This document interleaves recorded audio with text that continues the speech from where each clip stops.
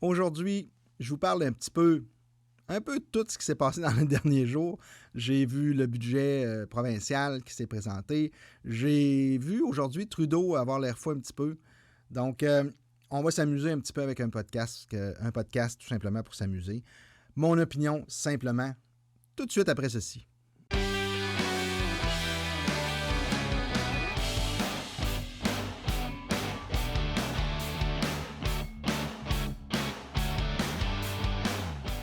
Bonjour, mon nom est Mario Labrec.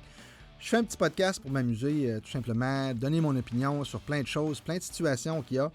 Je suis pas quelqu'un qui a creusé les informations. Je prends ce que j'écoute en général à la radio, à la TV, sur les réseaux sociaux, sur Internet directement. Je fais des petites affaires que je m'amuse pour regarder. Mais tout simplement pour vous dire que mon opinion, c'est pas quelque chose de solide, de dur, puis de compliqué. C'est quelque chose que je pense aujourd'hui, au moment où je le fais. C'est quelque chose qui peut également changer en cours de route, dépendant de qui je rencontre, de quoi je regarde. Des fois, on va m'amener d'autres, pas des preuves, mais d'autres sujets, d'autres façons de voir les choses. Puis ça fait en sorte que mon opinion peut changer en cours de route. Donc, il faut comprendre que je fais ça pour m'amuser. C'est une opinion personnelle, ça n'a rien à voir avec mon travail non plus, ou peu importe. C'est vraiment de l'amusement que je fais. Et j'aime ça, donner mon opinion, puis voir comment les gens réagissent à ça. Puis des fois, on est surpris de voir que les gens pensent d'une autre façon ou n'avaient pas vu la façon dont moi je pouvais penser. Il y a plein d'anecdotes que je pourrais sortir, mais bon, à un moment donné, on fera un podcast là-dessus. Mais j'aimerais ça bientôt aussi faire des podcasts avec des gens, des invités également, qui vont justement en face de moi peut-être donner leur opinion ou des entrevues un petit peu de où tu pars, qu'est-ce qui fait que tu es rendu là, peu importe, j'ai quelques noms en note là, que je veux commencer à regarder. J'ai été ralenti dans les derniers mois par plusieurs choses, mais là, on repart la machine. Normalement, on devrait bien partir puis tenter de ne pas se faire ralentir ou de se faire arrêter. Donc, on a eu un nouveau budget provincial dans les derniers jours. Il y a eu une annonce qui a été faite par la CAQ à l'effet qu'on donnait un 500 un chèque de 500 aux gens pour récupérer un peu une partie du coût de la vie qui a augmenté, l'inflation qui est là et tout ce que ça coûte de plus cher. L'essence a monté, le coût de la vie en général, l'épicerie, tout ça. Et on vient dire qu'on va faire du bien à, je pense, à quelque chose comme 6 millions de Québécois. C'est 400 000, je pense, qui n'auront pas droit, mais les autres vont avoir le droit. C'est vraiment un coup de marketing, je pense, assez fabuleux. Mais pas beaucoup de gens ont compris que le 500$, ils n'allaient pas recevoir un chèque directement comme ça. En fait, c'est un 500$ qu'on va vous remettre au niveau impôt, au niveau rapport d'impôt. Quand vous allez déposer votre rapport d'impôt, ben, mettons que si vous avez droit à un retour d'impôt de 2000$, ben, vous allez recevoir un chèque de 2500$ à la place. Par contre, si vous en deviez 2000$ d'impôt, vous allez avoir un compte de 1500$. C'est sûr que oui, c'est un 500$, ça représente, vous avez bien raison, le 500$, il est représenté pareil d'un bord ou de l'autre, tu vas le devoir en moins. Mais est-ce que concrètement, aujourd'hui, les gens dans leur poche ont 500$ de plus à dépenser? La réponse, c'est non. Et l'augmentation des prix, le coût de la vie, le gaz, c'est aujourd'hui qu'il est. Pas dans 3 mois, 6 mois, le temps de faire le rapport d'impôt, d'avoir les nouvelles, d'avoir le retour, tout ça, là, ben les gens, ils n'ont pas l'argent présentement pour le faire. C'est ça la grosse panique, c'est ça la grosse chose que les gens n'ont pas compris et que là, tranquillement, comprennent puis qu'ils disent ça n'a pas de sens, puis c'est pas correct.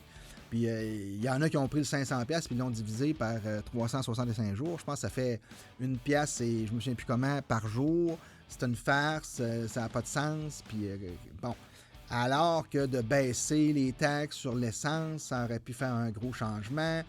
Il y a plein de théories qui font en sorte que les gens s'obstinent un petit peu pour rien en même temps parce que, en réalité, il n'y aura pas grand-chose que le gouvernement peut faire pour nous remettre de l'argent dans nos poches à part baisser les impôts.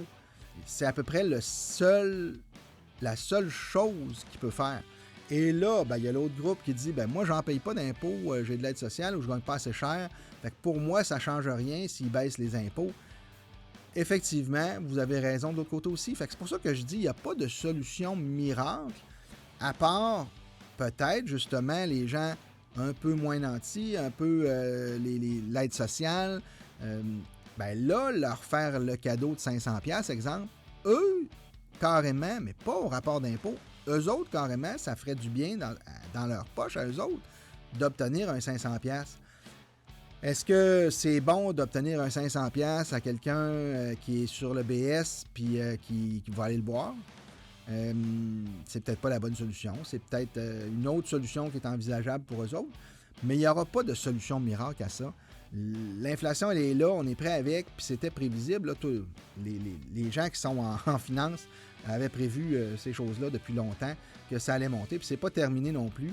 L'essence, oui, c'est la guerre, oui, c'est autre chose.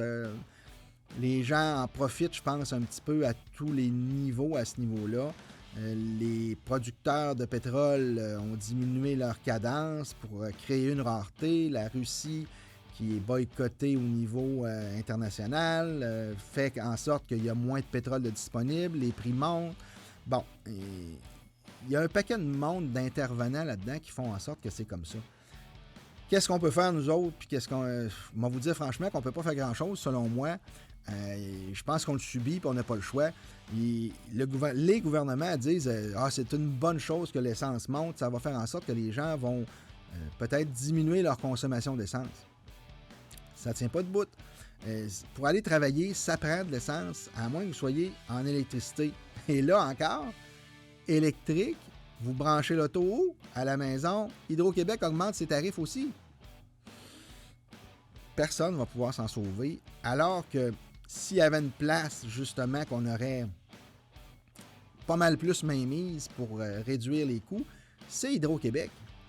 Et là, il y a des gens qui disent, même s'ils enlevaient un pourcentage, un prix, un montant sur les taxes, sur l'essence, moi, ça ne me donne pas d'argent dans mes poches. C'est des gens, souvent, qui n'ont pas compris non plus que à peu près tout passe par l'essence. Vous mangez des tomates, ils arrivent de la Californie, ils sont arrivés en camion la plupart du temps, ou en train, ou en bateau. Tous des moyens de transport qui consomment de l'essence. Si l'essence coûte plus cher, le transport coûte plus cher, la tomate va coûter plus cher. Fait que si l'essence coûte moins cher, il y a moins de chances que les prix à la consommation directement à l'épicerie et de à peu près tout ce qu'on consomme augmentent.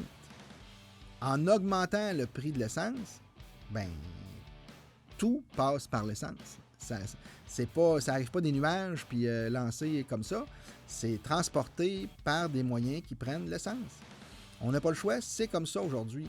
Et si on pense que s'en aller à l'électricité va corriger les problèmes, ça ne corrigera pas plus les problèmes. Hydro-Québec monte ses prix. Les autres compagnies d'électricité ailleurs dans le monde, parce que s'il n'y en a pas d'autres, il y a un seul monopole, c'est Hydro-Québec, puis on n'a pas le choix de vivre avec, ça va coûter plus cher. Hydro-Québec a de la misère à fournir l'électricité présentement lorsqu'il y a des températures basses. On reçoit des courriels qui nous dit un avis de température, je sais pas quoi, de consommation extrême. Fait que là, ils nous avertissent de baisser les thermostats cette nuit-là, de faire attention le lendemain matin parce que les températures vont être à moins 29, exemple, puis de réduire la consommation d'électricité, faire attention pour pas surcharger le réseau. Imaginez si les véhicules qui sont en circulation présentement ne fonctionnent plus à l'essence, mais qui fonctionnent à l'électricité.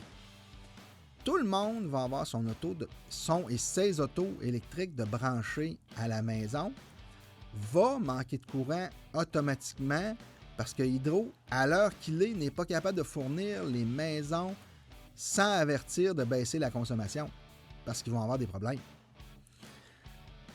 On va en vivre des problèmes, c'est certain. Je pense qu'on n'a pas fini à ce niveau-là. Mais il reste que le fameux 500$ que le gouvernement Legault a promis et qui s'amuse à dire on donne un chèque de 500$ alors que c'est pas vraiment le cas, pas vraiment pas le cas. on va vous le rajouter sur votre rapport d'impôt, tout simplement, soit en crédit ou en chèque que vous allez recevoir de plus que ce que vous deviez recevoir. Bien, à ce moment-là, je pense qu'on raconte des histoires, puis je pense qu'on est là pour faire plaisir et faire oublier un petit peu la gestion de la pandémie, puis de tout ce qui s'en est suivi, et ce qui va s'en suivre, parce que, encore là, on est la seule place, si c'est pas dans le monde, mais au moins en Amérique, en tout cas, qui porte le masque, qui est obligé de porter le masque. Entre être obligé et le porter, parce qu'il y a des gens qui veulent se sentir protégés, ils veulent porter le masque, ben portez-le, il n'y a aucun problème. Mais les gens qui ne veulent pas le porter, qui veulent prendre ce risque-là, et peuvent-tu? C'est là qu'est le problème. Et on est, comme j'ai dit, la seule place qu'on est obligé de le porter le masque. Il y a une loi qui dit que quand on va dans les magasins, il faut porter le masque. On va au restaurant, il faut porter le masque jusqu'à temps qu'on mange ou qu'on boive. Ça ne tient pas debout. C'est vraiment, mais vraiment stupide comme règle. Il n'y a rien qui tient. J'entendais un exemple tantôt. Ils travaillent un à côté de l'autre, même pas un à côté de l'autre, mais ils ont 1000 pieds entre eux autres dans l'usine pour travailler. Ils doivent porter le masque. Même s'ils n'ont personne à 1000 pieds proches, ils doivent porter le masque. Mais tous ces gens-là se rencontrent dans la même pièce pour aller manger ensemble à 1 pied de distance. Ils enlèvent leur masque. Ils ne sont pas obligés de mettre un masque, c'est sûr. Ils ne peuvent pas le mettre, ils mangent. Fait qu'ils sont pris tout ensemble, dans la même pièce, pas de masque, alors qu'ils sont à 1000 pieds un de l'autre dans l'usine, puis il faut qu'ils mettent un masque.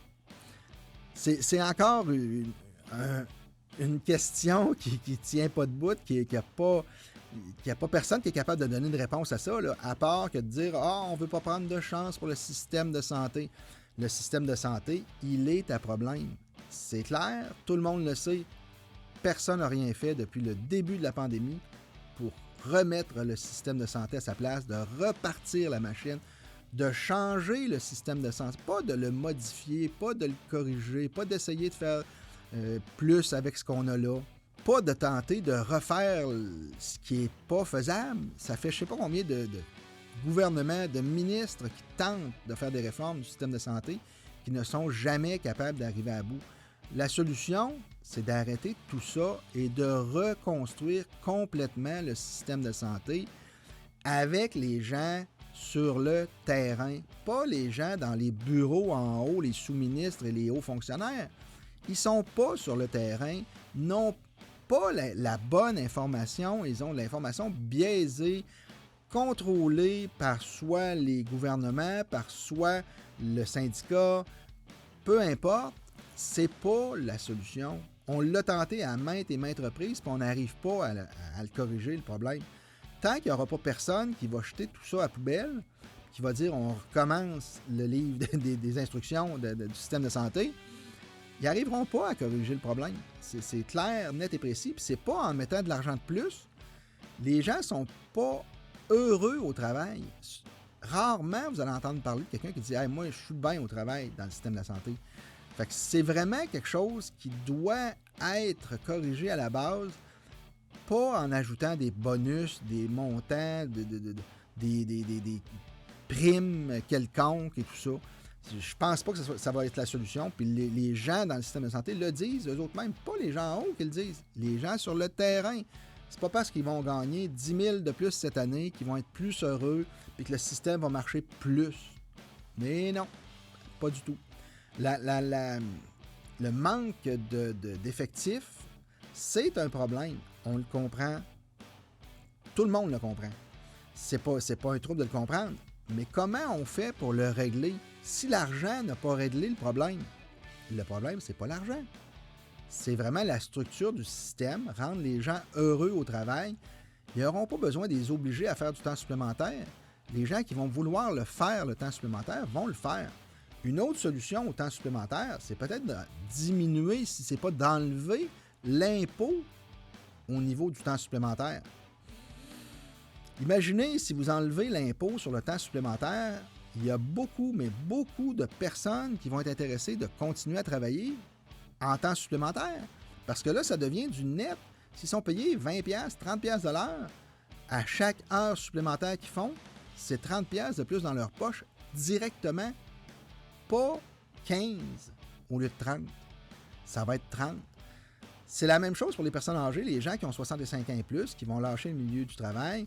Il y en a beaucoup qui continueraient à travailler, mais ils sont coupés sur leur pension s'ils continuent de travailler ou sont imposés plus fortement. Enlever l'impôt à ces gens-là. Ces gens-là de 65 ans et plus vont continuer de travailler pour s'amuser, mais vont fournir leur expérience aux plus jeunes également et vont venir occuper des emplois que les plus jeunes ne veulent pas occuper la plupart du temps. Puis ça va faire en sorte que ces gens-là vont avoir une plus-value. Ils vont travailler, je sais pas moi, 10, 15, 20, 30 heures par semaine, mais ça va être du net de plus dans leur poche. C'est vraiment du concret, alors que présentement, ces gens-là ne veulent pas travailler tout simplement. Pourquoi? Parce que des fois, dans leur métier, ils n'étaient pas heureux. Exemple, dans le domaine de la santé, les gens arrêtent. Aussitôt qu'ils sont capables, ils arrêtent. Et s'il y avait cette alternative-là de continuer à travailler à moitié du temps, oui, du 35-40 heures, ben un 15-20 heures, ben déjà là, ça serait du monde de plus sur le terrain pour récupérer les problèmes, pour rattraper le temps perdu, diminuer les listes d'attente, etc., etc., etc. Des solutions, il y en a. Le gouvernement ne les écoute pas, ne veut pas les mettre en place. Est-ce que c'est le gouvernement? Est-ce que c'est les syndicats qui sont en arrière du gouvernement qui ne veut pas ça? C'est à se poser la question. Il faudrait peut-être gratter un petit peu plus, mais en même temps, personnellement, là, je pense que le syndicat y est pour beaucoup dans la réforme, dans les réformes, dans la façon de modifier les problèmes qu'on a. Je pense que le gouvernement devrait mettre ses culottes. C'est clair que ce ne sera pas le gouvernement Legault qui va les mettre, les culottes. Là. Il avait été élu pour faire ça, faire du travail de bras. Il était supposé de couper, je pense que c'était 6 000 postes avant la fin de son mandat, 6 ou 7 000 postes, quelque chose du genre, avant la fin de son mandat. Et au contraire, il a engagé 72 000 personnes de plus. Il devait couper 6 000 personnes minimum et en a engagé 72 000 de plus. Oui, il y a eu la pandémie, mais c'est pas une raison pour engager 72 000 personnes de plus. Cette phase-là, engager 72 000 personnes de plus, ça, là, c'est au détriment des petites entreprises qui cherchent des employés. Ils vont chercher les employés dans les entreprises privées, pour les amener au public. Donc, toutes les entreprises privées cherchent des employés, cherchent du monde, sont obligés de fermer, sont obligés de couper des heures, sont obligés de donner 200 puis 300% de rendement pour essayer de rattraper un peu le marché. C'est pour ça qu'on voit des Tim Hortons fermés à 5 heures le soir, qu'on voit des Burger King juste le service au volant. Plein d'endroits, des restaurants qui ferment lundi, mardi, mercredi pour reposer leur staff, pour repartir jeudi, vendredi, samedi, dimanche. C'est plein d'exemples comme ça. Ils passent des annonces, on recrute, ils reçoivent 2 CV. Ils appellent les CV, ils les font rentrer, ils font une journée puis ils ne rentrent plus. C'est incroyable dans le monde qu'on est présentement, tout ce qui se passe, puis qu'il n'y a pas personne qui lève le doigt pour essayer de corriger le problème, à part que de faire des chèques. Et à mon avis, c'est pas les chèques qui vont faire que ça va corriger le problème, je l'ai dit tantôt. C'est vraiment une question de rendre les emplois agréables, puis de mettre efficace. Combien de gens vont vous dire, s'ils faisaient ça de telle manière, ça passerait, ça irait tellement mieux. Beaucoup de monde vont dire, pourquoi faire simple quand tu peux faire compliqué? Tout ce qui est gouvernemental, la plupart du monde vont vous répondre ça. Pourquoi faire simple quand on peut faire compliqué? C'est à peu près tout ce qui est gouvernemental. Vous demandez un permis de quelque chose, c'est compliqué, alors que ça serait très simple. Puis, il y a le côté également, on demande des permis, on demande un paquet de choses, mais on ne va pas vérifier le travail. En construction, par exemple. En construction, on veut que vous ayez permis, On veut que vous payiez vos cotisations syndicales. On veut que vous payiez les cotisations à la CCQ. On veut que vous payiez tout ce qui a rapport avec ce qu'il y a à payer. Puis en construction, il y en a épouvantable. Mais que tu fasses la job comme il faut, c'est vraiment important. En autant que tu payes, la job, c'est pas grave. Si elle est mal faite, un autre va la reprendre un peu plus tard. Ça va coûter le double du prix, le triple du prix. C'est pas grave. Ça fait travailler le monde, ça fait travailler nos syndiqués, ça fait travailler notre monde qui n'est pas qualifié ou presque pas qualifié, qui devrait être mieux qualifié, mais on s'en fout un peu. C'est pas grave, il paye ses cotisations. C'est pareil dans l'enseignement, c'est pareil, bon. Tout ce qui est gouvernemental est à peu près du même principe. Puis comme je dis, là, quand je dis des commentaires comme ça ne s'adresse pas aux personnes directement, ça s'adresse au système, au gouvernement qui devrait être présent, qui devrait voir venir ces choses-là à l'avance, qui devrait corriger le tir. Mais non, on laisse aller les choses, on les laisse empirer. Les routes, c'est incroyable comment ça fait dur, les routes, les nids de poules partout. On patch, on sort une poche d'asphalte en poche, puis on met ça là, puis on tape ça avec une pelle, puis on s'en va, c'est réglé. 2 jours après, le trou, il est recommencé, il est vidé. Ils font ça à grosse pluie et aux frettes. L'asphalte, là, elle sèche pas, elle prend pas, elle est déjà toute défaite aux frettes. Ça marche pas. C'est comme mettre de la gravelle. Oui, le trou, il est patché quand vous partez, mais il est pas réglé. Fait que l'été prochain, qu'est-ce qu'il faut faire, là? C'est qu'il faut creuser de 4 pieds, 5 pieds, puis refaire la rue au complet. Vous allez être bon après ça pour pas la refaire pendant combien d'années? 20 ans, 30 ans, 40 ans? Je sais pas. Je suis pas un expert. Mais je sais une chose, c'est que quand je vois mettre une couche d'asphalte sur un paquet de trous et de craques, ben je le sais que l'année prochaine, les mêmes trous et les mêmes craques vont être encore à la même place. C'est comme ça. Mais on préfère patcher que de refaire les choses pour de bon puis pas avoir de problème. Quand ils refont une rue pour de bon, là, il n'y en a pas de problème. On les voit quand il y a des rues qui sont faites. Par chez nous, ils ont passé l'égout, l'aqueduc. Il y a eu un nouveau secteur qui a été fait par un entrepreneur. Puis l'entrepreneur a fait les rues. Je regarde, ça doit faire à peu près 10 ans maintenant. Puis justement, je passe. Il n'y en a pas de craque, il n'y a pas de trou. C'est pas magané. Les rues ont été bien faites. C'est pas parfait. Ça a quand même 10 ans à l'heure qu'il est. Puis il n'y en a pas de problème. Donc, dans 10 ans, d'après moi, ça va être encore comme c'est là. Parce que ça a toffé 10 ans comme c'était là. Pourquoi on ne fait pas ça partout, dans toutes les villes, dans toutes les places qui ont un problème, on fait juste patcher, puis c'est pas grave, on va mettre ça sur le budget l'année prochaine, puis ça, on va demander une subvention, on va faire ci, on va faire ça. C'est tout le temps comme ça. C'est plate. C'est de valeur que ça soit comme ça. Un autre point qui est vraiment épouvantable, entre parenthèses, l'urgence sanitaire. C'est une farce. Ils ont levé l'urgence sanitaire. Bon. Ils sont en train, pas lever, je pense encore, ils sont en train de la lever. Ils ont déposé un projet de loi pour la lever. Mais ils la lèvent, ils vont lever les termes urgence sanitaire. Tout simplement, ils vont se garder les mêmes droits que quand il y avait l'urgence sanitaire. Ça change quoi? Ça change rien. Dans le fin fond, là, pourquoi on est en urgence sanitaire présentement? Qu'est-ce qui fait qu'on est encore en urgence sanitaire? Ne cherchez pas la réponse, il n'y en a pas. Le gouvernement va vous dire c'est parce que ça nous permet de faire des primes aux infirmières, ça nous permet d'engager du nouveau. Pourquoi? Depuis quand ça prend l'urgence sanitaire pour faire un chèque à quelqu'un, donner des primes aux infirmières ou donner des primes à des employés, engager du nouveau monde? Ça ne prend pas l'urgence sanitaire. Il n'y en a jamais eu avant. Puis là, il y en a. Il y en engageait du monde pareil avant. Là. Il y avait des primes pareilles avant. Ça ne change rien. Sauf que ça change que le gouvernement n'a pas de compte à rendre quand il dépense de l'argent, avant de la dépenser. Ils vont avoir des comptes à rendre après l'avoir dépensé.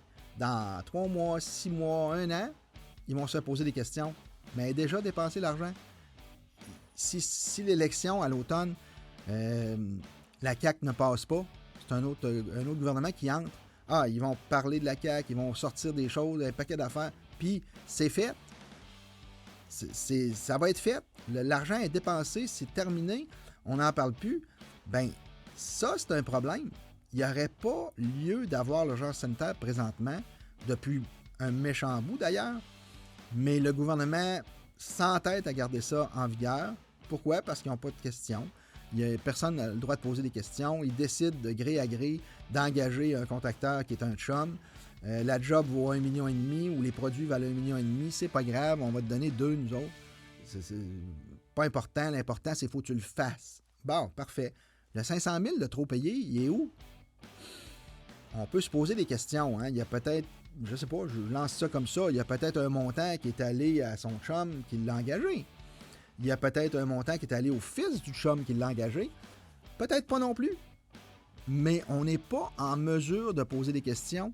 Et les gouvernements, pas les gouvernements, mais les oppositions ne semblent pas s'en offusquer plus que ça non plus. Les gens dans la rue, s'ils en ont besoin, il faut le faire. Mais non, mais c'est vraiment pas la chose à faire présentement. C'est sûr qu'il va y en avoir des problèmes. Ça a commencé à sortir. Il y a eu des questions qui ont été posées sur des contrats qui ont été donnés, qui ont été découverts par des enquêtes, on va dire, indépendantes. Probablement des enveloppes brunes qui ont atterri sur des bureaux de journalistes. Puis encore là, il doit en avoir énormément. Et les journalistes mettent ça à la poubelle, s'en occupent pas, posent pas de questions, parce que les journalistes sont payés par le gouvernement. Alors, on va comprendre que les journalistes veulent pas nécessairement se mettre à dos le gouvernement. Les médias posent pas trop de questions pour embêter le gouvernement. On commence à en avoir un petit peu. On commence à avoir quelques journalistes qui vont poser un petit peu plus de questions, qui vont aller chercher des documents, qui vont faire des demandes de documents à l'accès aux informations. Là. Mais c'est incroyable comment les gens dans la rue, le peuple ne s'occupe pas de ça, ça les dérange pas, c'est pas plus grave que ça. On laisse ça aller, puis la vie est belle. Les sondages.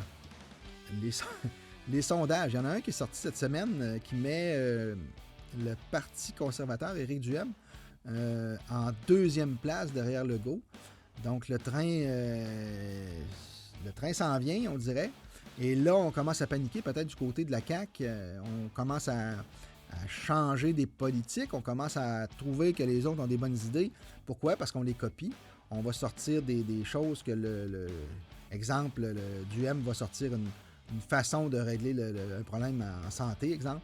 Bon, ben l'autre va le répéter en disant, ben nous, si on est élu encore, on va faire telle affaire. Mais la suggestion, elle vient pas de la CAQ, elle vient de l'autre parti.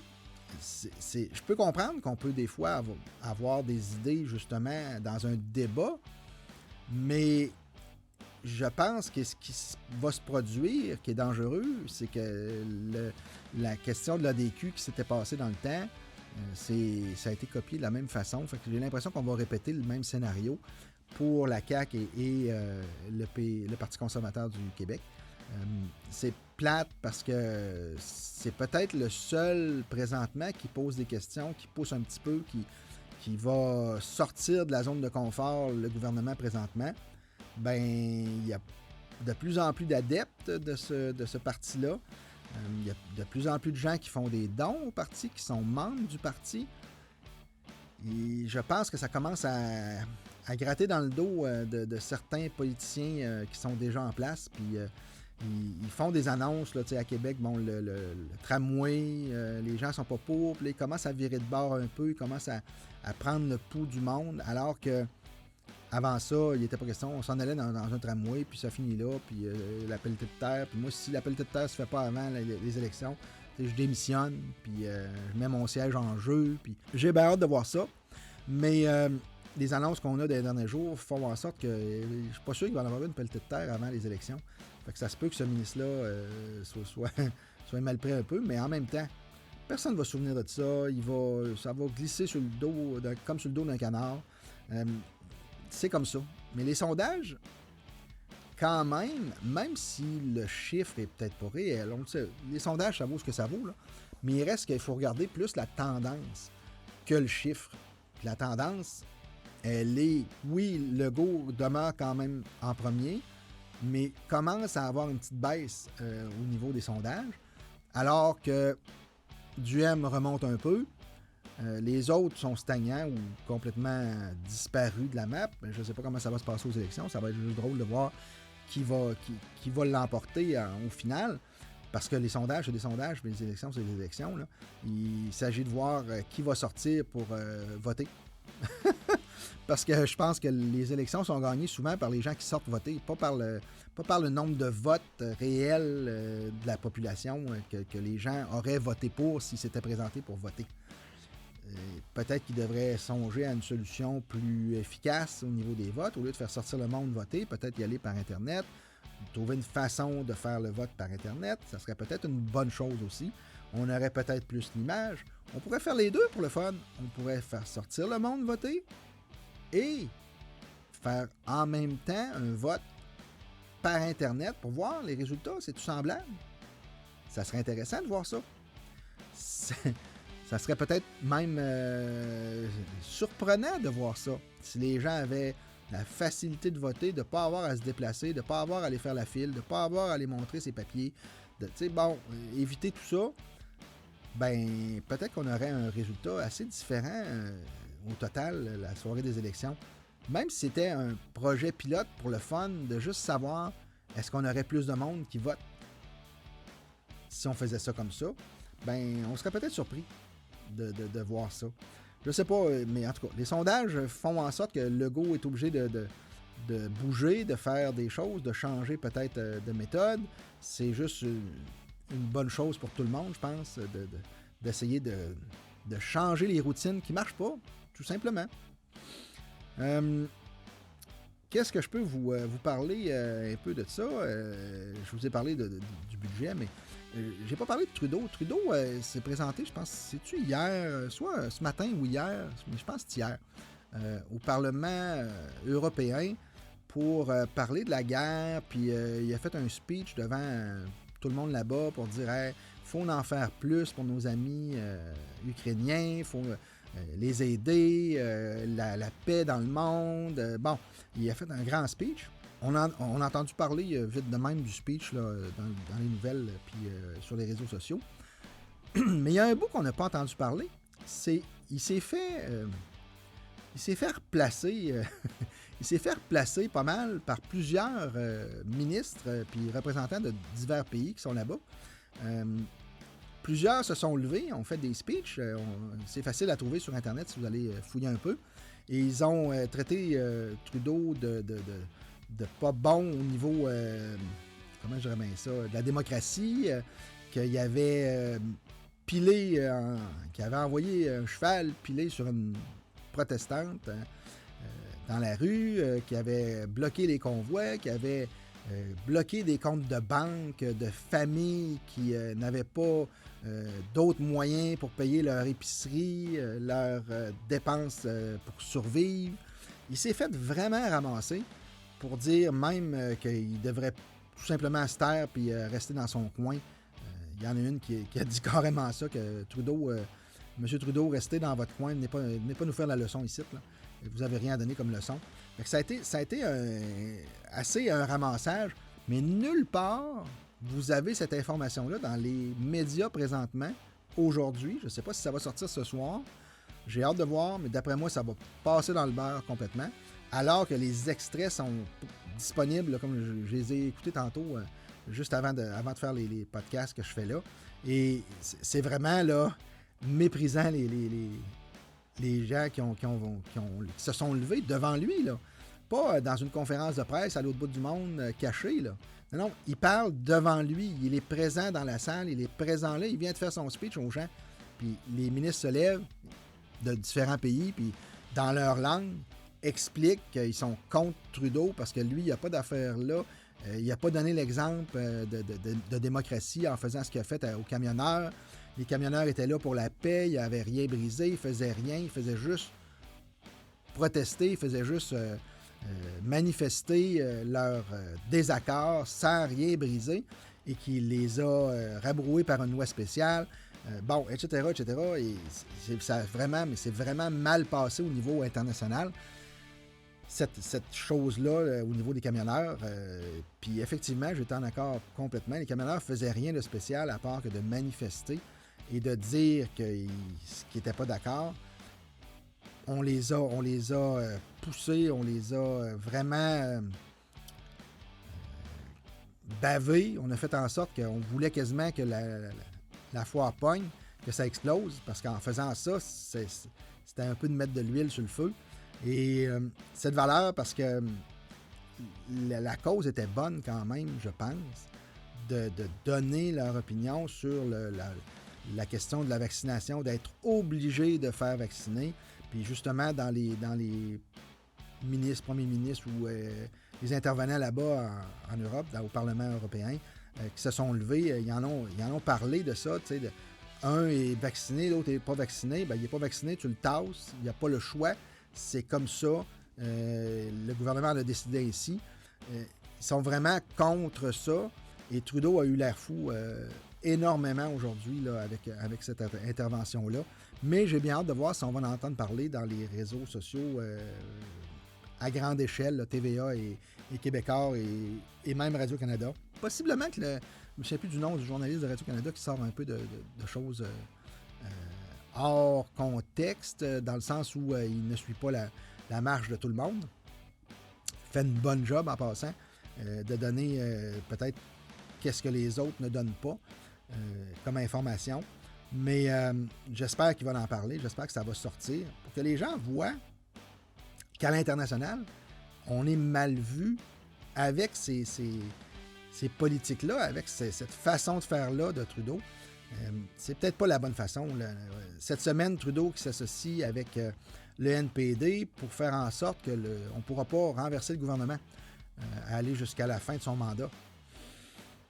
Si les gens ont voté pour qu'il soit minoritaire, son gouvernement, pourquoi les gens élus pourraient faire en sorte qu'ils deviennent presque majoritaires, parce que c'est le même effet en fin de compte, c'est qu'on ne pourra pas renverser le gouvernement. Peu importe ce qu'il va faire, peu importe ce qu'il va penser, peu importe ce qu'il va faire, l'alliance entre les NPD et le libéral fédéral fait en sorte que les autres partis, même s'ils votent contre quelque chose, ne peuvent pas renverser la décision. Ça devient l'équivalent d'un gouvernement majoritaire. Je ne comprends pas le principe de faire ça. Oui, je le comprends en tant que libéral, mais je ne le comprends pas en tant que NPD, première des choses. Et les gens, le peuple, pourquoi le peuple ne se lève pas plus que ça? Parce que c'est pas ça qui a été voté par le peuple. Le peuple a voté pour un gouvernement minoritaire. Et eux autres vont se faire un gouvernement majoritaire, même si les gens n'ont pas voulu ça à la base. C'est spécial. Pourquoi que le NPD fait ça, en fin de compte, j'en ai une petite idée aussi. J'entendais des réflexions, puis ça amène à faire réfléchir aussi. C'est que ils veulent, eux autres, un programme de remboursement de gratuité pour les dentistes et de gratuité pour la santé, je me souviens bien. Et le NPD va pouvoir, en fin de mandat, dire « Vous avez la gratuité de ça, c'est grâce à nous autres. » Parce que nous autres, on a négocié avec Trudeau, puis on l'a obligé à mettre ça, à passer cette loi-là, puis à obliger à faire que les soins dentaires et de santé soient gratuits partout dans le pays. Je me souviens même plus si c'est santé, mais je sais que c'est dentaire, là. Mais je pense que je pense que c'est dentaire. Mais c'est sûr que c'est dentaire, mais je ne suis pas certain que c'est les soins de santé. Mais en tout cas, il y a 2 points que le NPD veut faire passer. Et en échange que le gouvernement Trudeau passe ces 2 points-là, il accepte de dire oui à toutes les choses que Trudeau va dire. Oui, M. Trudeau, oui, M. Trudeau. Ils ne donneront pas leur désaccord, peu importe c'est quoi. Et c'est spécial un peu, là, de passer ça comme ça. C'est spécial un peu de faire ça comme ça. Je pense que ça n'a pas lieu dans une démocratie comme on est. Le NPD s'est peut-être mis un doigt dans l'œil en faisant ça en même temps. Oui, Trudeau était déjà dans la boîte, mais là, le NPD vient, je pense, de se mettre dans la boîte lui-même en accordant ça à Trudeau pour essayer de passer, lui, ses idées dans 2 programmes. Donc, la seule raison pourquoi il fait ça, c'est qu'en fin de mandat, il va être capable de dire qu'il a réussi à mettre en place ces 2 programmes-là de gratuité, puis c'est à cause de lui. Mais ça a été vendu par l'appui à combien d'autres choses au niveau libéral? Ben, on va le voir dans l'avenir. Mais j'espère que les gens d'opposition là-bas vont continuer de crier après ça et que les gens soient peut-être réveillés à ce niveau-là. Ça ne devrait pas arriver. On a voté pour un libéral minoritaire. Ça devrait rester minoritaire jusqu'à la fin du mandat. Sinon, de se faire renverser en cours de mandat parce que comme c'est arrivé, là, je pense, une semaine, quelque chose de genre, et justement, Trudeau était sur le bord peut-être de se faire renverser, de se faire sortir, même par son propre parti. Il y a eu plusieurs points de discorde là, dans le parti même. Il y en a qui sont sortis même faire des conférences pour dire qu'ils n'appuyaient pas les choses que Trudeau allait appuyer. C'est le début de la fin, souvent. Mais là, en faisant ça, en passant un accord avec la NPD, il vient se garantir que même s'il y a des gens dans son propre gouvernement qui votaient contre quelque chose, ben, il va avoir la majorité pareil avec le NPD au niveau des votes.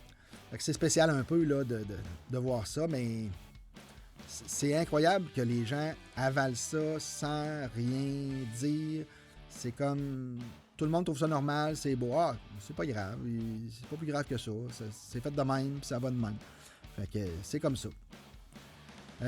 Dernier petit point, je voulais juste vous parler de mon piratage sur Facebook. J'ai réussi à récupérer ma page commerciale, ma page de courtier immobilier qui avait été piratée. On tentait de me sortir comme administrateur. On avait... volé à titre de propriétaire de la page. On avait volé la page et suite à une communication que mon frère avait réussi à faire avec Facebook, qui est très difficile à obtenir, une communication avec Facebook, mais bon, je ne sais pas comment il a fait, mais il a réussi à travailler avec Facebook pour essayer de tenter de retrouver tous les droits et tout ça. Facebook a effectivement sorti le voleur, le pirate de ma page, m'a redonné les droits de propriété, a tout me redonné mes droits, a sorti les droits des pirates. Et la seule chose que j'ai pas récupérée, c'est les posts que les pirates avaient effacés. J'ai quelque chose comme 1 mois et demi à peu près. 1 mois et demi de posts, je pense qu'ils avaient réussi à effacer avant qu'on soit capable de le bloquer. Et c'est la seule chose. Mais ça a pris du temps avant d'être capable de renommer la page comme elle était avant. Mario Labrec, courtier immobilier, Remax Accès. On a eu de la misère à faire passer ça. Il s'était refusé par Facebook. Facebook disait qu'il refusait le nom de la page, alors que c'était ça avant. Encore là, mon frère a communiqué avec Facebook pour voir avec eux, récupérer le nom, parce que le nom était comme bloqué. Je ne sais pas comment ça marchait. Mais on a fini par être capable de passer ça, de remettre le nom comme c'était avant le piratage. Mais tout ça pour dire que ils entraient par le business manager, le gestionnaire de publicité. Il s'était trouvé une façon de rentrer par là. Donc, il y a effectivement l'authentification à 2 facteurs qui peut se faire par là aussi. Mais il faut l'activer à part. Donc, si vous avez une page commerciale, allez dans le Business Manager et activez l'authentification à 2 facteurs également. Ça va vous éviter bien des problèmes. Et j'ai également aussi coupé l'accès de ma page à des pays. Donc, j'ai par défaut, l'accès à la page est mondial. Mais on peut choisir les pays qu'on veut qu'ils soient capables de voir la page. Et moi, j'ai fait ça. J'ai choisi des pays. 3, 4, 5 pays, tout simplement. Fait que ça évite que les autres pays, exemple le Vietnam ou la Chine, ou peu importe, les pirates où ils sont, ben ça évite qu'ils voient premièrement la page. Fait que probablement que ça va couper énormément de problèmes. Et moi, qu'on ne me voit pas en Russie, qu'on ne me voit pas en Chine, ou qu'on ne me voit pas quelque part dans une autre place comme ça, en Lituanie, là, ça ne me dérange pas vraiment. J'aurais pu mettre juste Canada, puis ça ne m'aurait pas dérangé, mais j'ai mis quelques affaires de plus. Là. Mais c'est probablement là qu'on va couper un énorme potentiel de piratage. C'est tout pour moi pour aujourd'hui. Je tenterai de vous refaire ça encore un peu plus rapidement. Essayer de passer pas tant de jours que ça sans faire de petits podcasts. Et comme j'ai dit, éventuellement, je vais avoir des lives. Éventuellement, je vais commencer à faire ça. et aussi des petites entrevues avec des gens directement. Du milieu de l'immobilier, mais je suis ouvert à peu près à tous les milieux parce que j'ai du fun à parler d'à peu près n'importe quoi. Et je fais ça pour le fun. Fait que ça peut être plaisant justement de parler avec des gens qui ont du fun dans leur métier, dans leur dada. S'ils ont du fun comme moi à faire des podcasts, exemple, ben ça peut être intéressant. Gênez-vous pas si vous avez des questions, je suis toujours disponible. mariolabrec.com, facilement trouvable. De toute façon, si vous faites une petite recherche avec mon nom sur Internet, vous allez me trouver. Et communiquer avec moi, peu importe la façon. Puis on va s'organiser pour se parler. Merci beaucoup. À la prochaine!